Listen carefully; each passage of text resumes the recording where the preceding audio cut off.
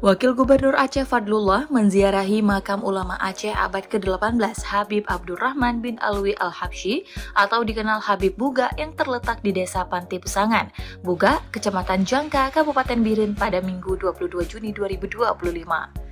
Ziarah tersebut dilakukan Wagub guna bertafakur dengan segala jasa Habib Buga mengorbankan harta dan hidupnya untuk membantu agama Allah.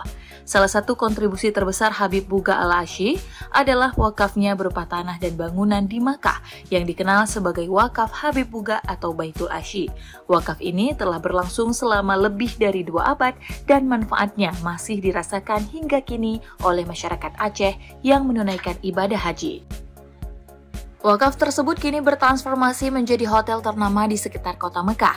Penghasilan hotel tersebut dibagikan oleh pengelola wakaf Arab Saudi kepada setiap jemaah haji Aceh setiap tahunnya. Oleh sebab itulah, guna mensyukuri manfaat wakaf Habib Buga yang bisa dirasakan masyarakat Aceh hingga kini, Wagub Aceh itu berinisiatif menziarahi makam Habib Buga. Wagub berharap semangat berkontribusi terhadap agama dan masyarakat banyak dapat terus diwarisi oleh masyarakat Aceh.